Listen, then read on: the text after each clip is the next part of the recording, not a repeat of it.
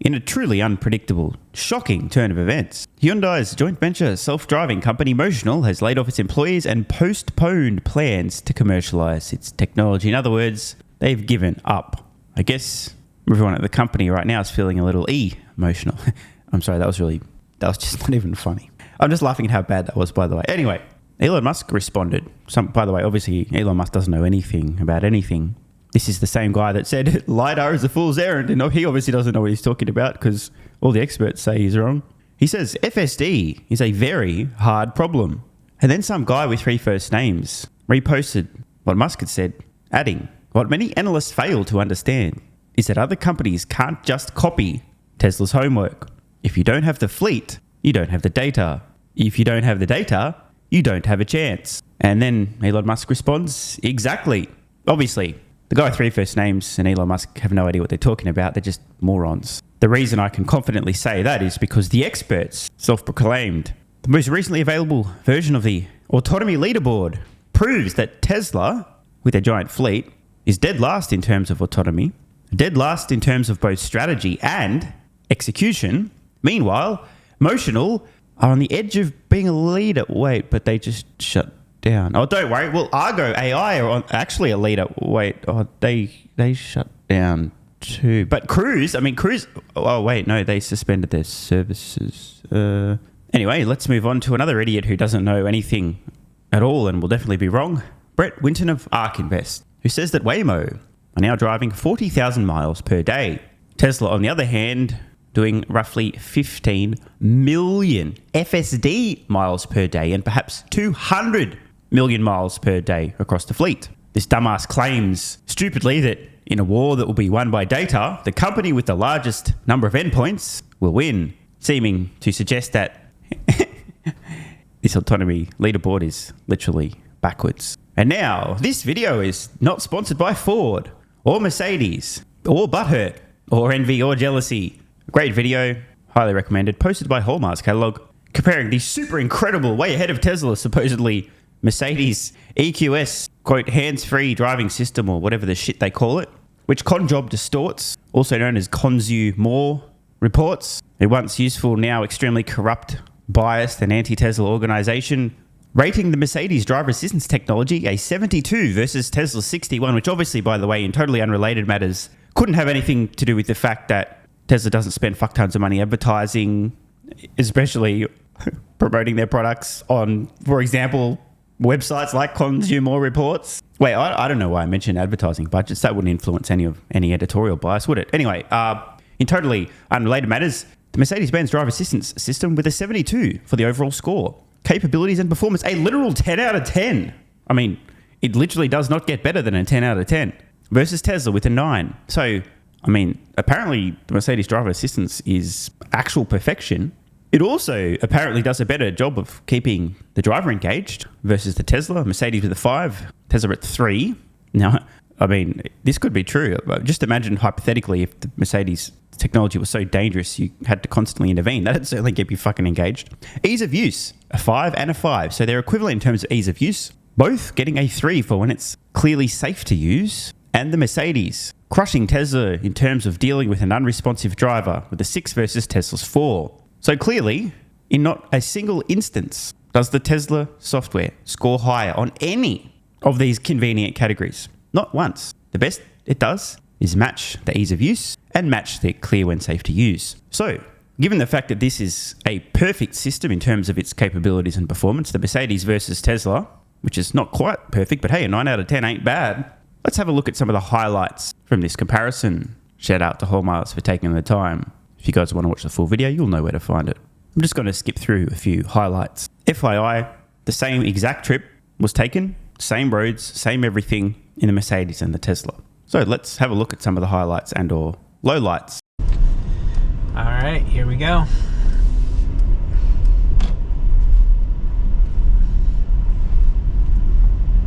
There we go.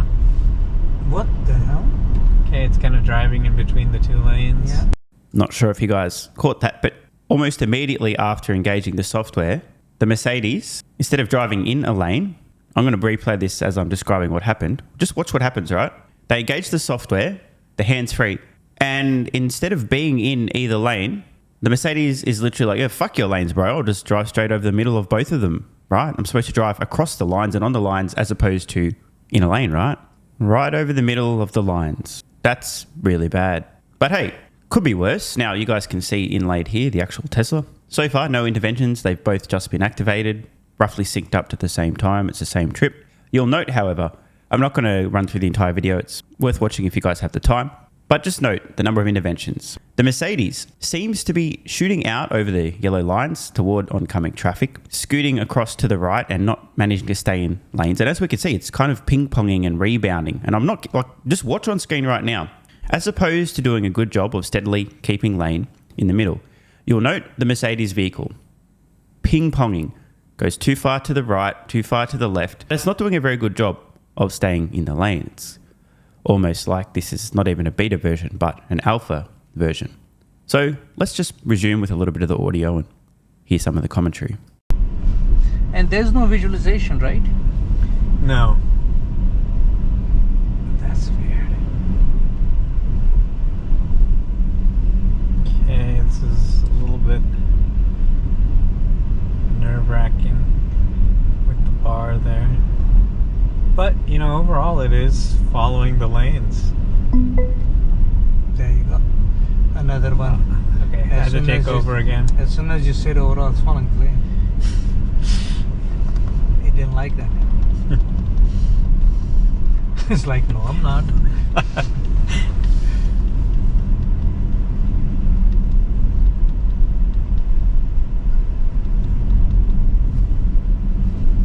Really?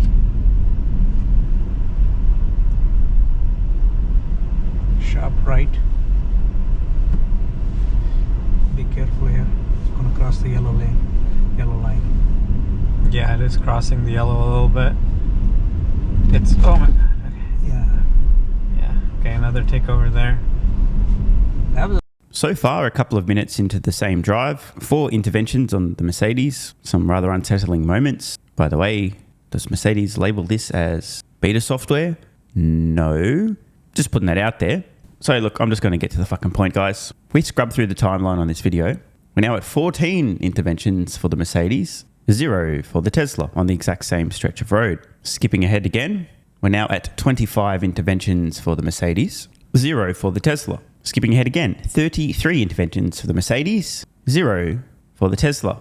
And skipping ahead once more, 42 interventions for the Mercedes and 0 for the Tesla.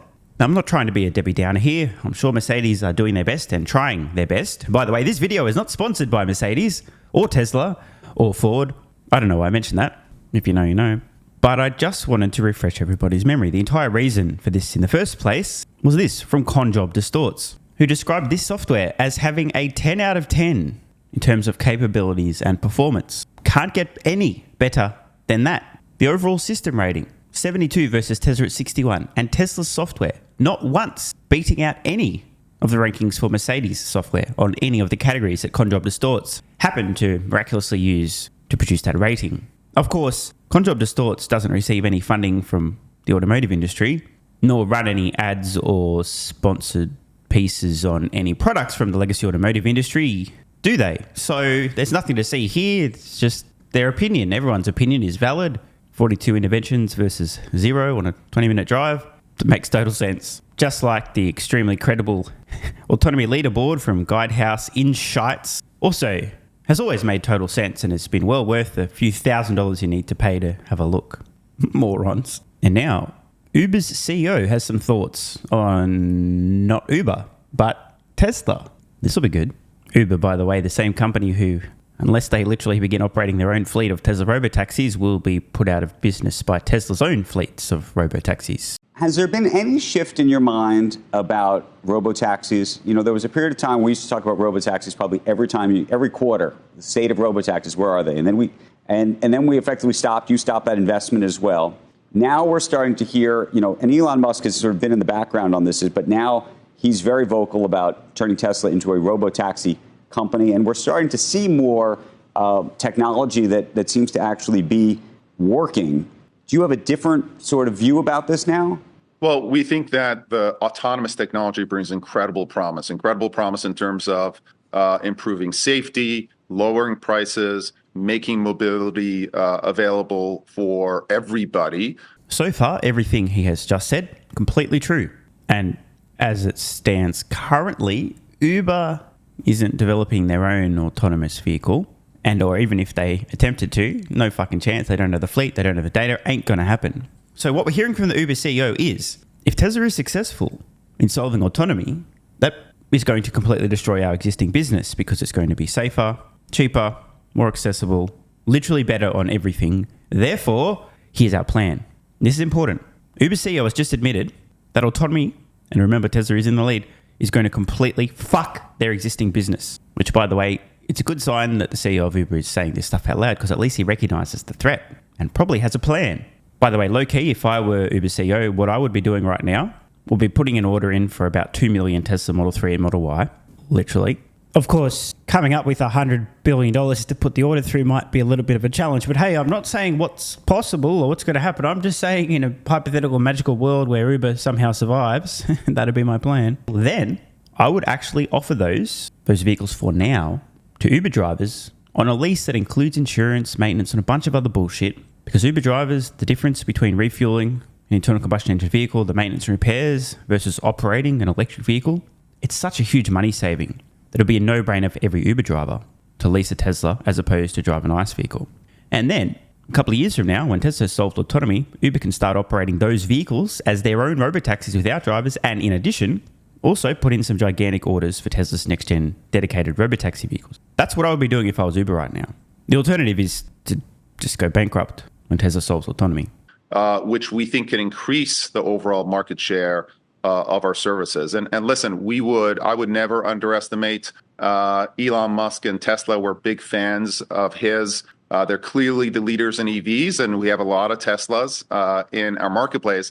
At the same time, I wouldn't underestimate what we bring to the table in terms of the Uber brand. We're Verb in terms of our matching, pricing, routing technology, our payments, fraud, identity, safety technologies as well. So totally agree. Don't underestimate Tesla or Elon Musk. Now, interestingly, I think what we're hearing, could be wrong, but I think he's kind of thinking, let's not operate our own fleet necessarily, but let's try and maybe try to sell Tesla some of our technology for managing fares and operating a service. He might be hopeful that there could be some form of collaboration. And hey, you never know. But again, I am on the record. The best opportunity for Uber to survive this transition to autonomy is to buy fuck tons of Tesla vehicles today, lease them back to consumers for human-driven ride-hail, with the intent to retain those vehicles once Tesla solves autonomy and then to begin operating them as robotaxis. If you can't beat them, join them. And so as a result, we think we're in a great position to work with any and all AV manufacturers as the technology develops safely, including Tesla, by the way, because what we're seeing, what we can bring with this network is higher utilization of AV assets, and we think but do you see a sea change? I mean, there are people in the tech world who think that the new Tesla FSD, which is the full self-driving, which is now running off of AI, it's really the major shift in this, that there was a step change in what it's capable of doing, and that we... Yo, I gotta take a moment here. It's nice to hear this in the media. How many months has it taken? When was that demo where Musk was driving around Palo Alto? How many months ago was that? Was it August last year? I think it was. I think it's been 9 fucking months. The penny has finally dropped. Step change, right? Remember I said watershed moment, holy shit, blah, blah, blah, and no one got it. They're not going to get it. They're not getting it. Remember that? Because I sure fucking do. Made about 25,000 videos in a row saying the exact same thing. And what are we, 9 months later? We're now hearing somebody on CNBC describing the step change in terms of the technology. Better late than never. Now might be actually dramatically closer than we were a year or 2 or 3 ago.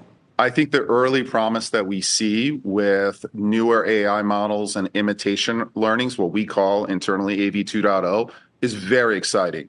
Now, remember, AV had very strong early promise as well. So early promise hopefully will result in faster development, and we'll see how that develops. And again, because of the demand that we bring, we can drive enormous demand to this promising technology. If it develops, we think it'll be a huge positive. It also allows a lot of smaller players to develop this technology. Just like you saw kind of in the early days, LLMs, they're all a bunch of big players, et cetera. You saw kind of open source, smaller models come in. We think the same could be true of the imitation learning models. No, right. I see where this is going. I just I just have to rain on his parade. You see, LLMs, large language models, are trained on language. There's this gigantic source of free data called the internet. You can train an LLM on the open internet now. It's true, there are some subsets that have realized they can monetize themselves and are negotiating deals if you want to train on our data. E.g., if you've got a forum full of adult virgins living in their mum's basement, power tripping by modding people, banning, this data has been locked, etc. I'm not mentioning anywhere specifically, I swear. You might say, if you want to train on our basement-dwelling angry mod text, you have to pay us some money. But the point here is that training an LLM is a matter of accessing or paying to access huge mountains of text via the internet. There is no equivalent mountain of data available for free or even to buy for Autonomy. Tesla has the world's largest data stream, and they're not yet licensing access, and if they were, holy fuck, you guys have no idea. We're talking about tens upon tens of billions of dollars of value there. So the idea that an analogy of LLMs coming up out of nowhere applies to Autonomy, it's just off the mark. The internet, okay? It's full of text everywhere, enough to train an LLM. There is no equivalent source of data for training autonomous vehicles, not one that's publicly available. The reason I say that Tesla has an unassailable data lead is because, wait for it, ready? Tesla has an unassailable data lead. We're seeing in the market. So it's pretty promising. We'll see how it turns out. We're going to be a player in the space. So can you confirm Uber's strategy for surviving the transition when Autonomy disrupts their core business is to try to provide some services to the companies disrupting them? Hey, we're good with managing demand and utilization via our existing platform, Tesla. Tesla, can we help you, please? So we don't go bankrupt, please? Can we? Hello, Tesla, help? Hello? And now, this post from Elon Bad responding to somebody with 3 first names talking about something. Widespread voting by mail, not allowed before the scamdemic, makes proving fraud almost impossible. Oh, wait, that's got nothing to do with today's video. I don't know how that slipped in here. That's awkward. Better delete that. Some people might get butthurt. What do you mean scamdemic, by the way? The virus was real. The response was a scam. Now, there we go. This is the post I was actually looking for. The fashion icon, catchphrase extraordinaire, Dan Ives has some more thoughts on Tesla. Chinese state media, Dan, reporting Tesla is proposing rolling out its robotaxis in China. Of course, this comes after Elon Musk made a surprise visit a couple weeks ago to Beijing, where he met with the Chinese premier. Assuming it happens, how important, if at all, is China to Tesla's robotaxi push? Look, China, in my opinion, is the hearts and lungs of the Tesla growth story. And if you look at FSD, robotaxis, this is the first step to ultimately what we view as FSD and autonomous in China for Tesla and Musk. And it would be a historical moment. And I think for the Tesla story, obviously navigating challenges the next few quarters, but the golden goose is autonomous and FSD, and China plays a key role there. This is a major shift to what I think we've seen over the last 6 to 9 months. Musk continues to play well in that sandbox in Beijing. So regarding the last few months and Tesla, I think the story has gone something like this. Elon bad, no demand, EV demand collapsing, Elon bad, margins collapsing, growth story over, hybrids are the future, Elon bad, you should be worried competition is coming, FSD will never happen, Elon's still bad, what robotaxis, Tesla doesn't have Elon distracted, Elon Tesla is not an AI company, will never happen, Cruise is way more ahead of Tesla, Elon bad, Tesla's brand, FSD is absolutely beyond the cutting edge, Tesla's intelligent in the room, competition is coming, is a disaster, 12 reasons why Rivians are better invested than Tesla, Tesla's never happened before, $9 per share. That's a whole lot of noise and very little signal about Tesla in the last few months. This is not the first time. All right, so it's time for a little bit of a story, a trip down memory lane. Quick history lesson on Tesla and the narrative. Once upon a time, Tesla IPO'd back in mid-2010. Risk of failure was almost 100%, but the company had a lot of promise. Then suddenly, remember the stock IPO'd split adjusted at $1.28 per share, first day of closing. Model S comes out in 2012 and suddenly starts winning every award ever. Suddenly, out of absolutely nowhere, Tesla stock does more than a 10x in a few milliseconds, because suddenly people realize, oh, you can actually make a compelling electric vehicle with insane performance and incredible safety. Didn't see that coming. But then the narrative shifts to competition's coming, wait till the big boys arrive, Tesla will never produce 500,000 vehicles per year, they don't know what they're doing, also the competition is coming. Oh, and they're also going bankrupt. In fact, they're definitely going bankrupt, super bankrupt, really soon. Oh, and the competition is coming. The competition is still coming. They're nearly here, guys. They're coming. The competition is coming. Competition is still coming. Oh, my favorite chart here. Look at that. 7th of March 2014 to 31st of May 2019. More than 5 years. The stock was down 25%. Then suddenly, out of absolutely nowhere, by the way, on screen now is exactly when I started this YouTube channel. Suddenly, if I didn't know any better, I might have thought, oh, people just realized they're not going bankrupt after all. Next minute, well, you know what happened, right? More than half a decade, Tesla extending their obvious technological lead, scaling at a massive clip, just absolutely slaying it. Stock goes nowhere. Why? Because the competition is coming and also Tesla's going bankrupt and wait till the big boys arrive. That never materialized. Well, over the past few years, the narrative has shifted to Tesla's just a car company. Plus, they don't have any technology that Toyota doesn't already have. Plus, they're last because I paid for the Autonomy leaderboard and Tesla's dead last on the Autonomy leaderboard. Robotaxis are a pipe dream, and plus everyone will get there at the exact same time because it's not like Tesla has an unassailable data lead. But now suddenly, the narrative seems to be shifting once again. A step change in functionality with the latest build of FSD. Tesla potentially launching robotaxis in China. Kind of feels like we've been here before. Want more content? Early access? A bunch of perks? Click the links in the pinned comment. AG1 is awesome. I've been taking it daily now for more than 3 years. It's a great way to fill in nutritional gaps. It's packed full of vitamins, minerals, and whole food source nutrients. Plus, has prebiotics, probiotics, and adaptogens to improve gut health, regularity, and help your body handle stress. I'm always looking for an edge to help me feel and perform my best, which is why I haven't missed a day of AG1 for more than 3 years. And I haven't missed a daily video in more than 3 years. Must be a coincidence, right? Just try it and see how you feel. Click the link in the pinned comment or head to drinkag1.com/SMR and get yourself a free 1-year supply of vitamin D3 plus K2 and 5 travel packs. But don't take my word for it. This is what viewers of the channel had to say after trying AG1. I feel like I have a lot more energy since I started on AG1.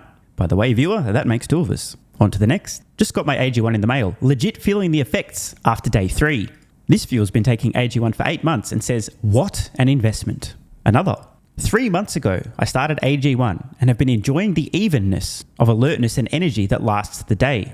I just started the wife on it too. Are you convinced yet? I mean, hey, it's worth trying, right? Click the link in the pinned comment or head to drinkag1.com/SMR or I can keep going. There's plenty more to come. This viewer, after about a month on AG1, definitely a lack of fatigue in the afternoon. Pleasant side effect is that my coffee intake has imploded and is almost down to 0. One more? Yeah, why not? I honestly feel younger and will be continuing to use AG1. This stuff really is crazy good. I didn't think it would be, but this stuff is awesome. It really is what everyone is saying. One more? Don't mind if I do. I've just received my 3rd month supply. I've drank it every day. I have so much energy throughout most of the day. I'm productive, started a new business, started socializing, refurbished a boat. It's no coincidence. Thank you for your persistence, your integrity, and your insights. Now look, these are not my words. These are not my testimonials. This is what you guys and girls are saying. Maybe it's 100% placebo effect. But even if that's the case, I think it's money well spent. Click the link in the pinned comment or head to drinkag1.com/SMR and get yourself a free 1-year supply of vitamin D3 plus K2 and 5 travel packs. If you're still skeptical, hey, I don't blame you. Everyone on the planet seems to be promoting AG1 now, but guess what? They weren't nearly 3 years ago when I had this to say privately to my Patreon audience before there was a relationship, when I was asked about what I was doing for my health, energy, and so on. Just sharing my genuine, honest thoughts about a product I'd recently discovered that was at the time called Athletic Greens, now AG1. If I could only recommend one supplement to take, Athletic Greens, and I'm not getting paid to say this, Athletic Greens is a fucking game changer. I cannot believe how effective this is. No longer having a lack of energy in the afternoons. It's fucking amazing. There's only one thing to recommend, seriously. Try Athletic Greens. You won't go back. So obviously, just like Elon Musk is a liar, a fraud, a con man, a scammer, a fake engineer, and Tesla's going bankrupt, you shouldn't trust that guy from about 3 years ago who, without any financial incentive, was promoting this product to his audience on Patreon when they were asking about health and what he's doing for supplements. Because obviously, there was some other reason he recommended that, obviously. Not sure what it was, but don't trust that guy. And all the testimonials, like my mental game has improved with AG1. I feel better than ever. I'm so impressed I've bought it for both my parents. I feel more focused and have better digestion. Incredible difference. No more afternoon fatigue. It's relieved gut issues. These are all just obviously fake testimonials from fake people. Right? Wrong. Just try it. Unless you hate yourself. If you hate yourself and you don't even want to risk possibly feeling better, this is not for you. But for everyone else, what's the worst that could happen? Try it for a month. See how you feel. It's a no-brainer. Just click the link in the pinned comment or head to drinkag1.com/SMR. You'll get a free 1-year supply of vitamin D3 and K2 plus 5 travel packs. And you'll take the colossal risk that maybe you might have a similar experience to some of the people whose testimonials we've read in this video.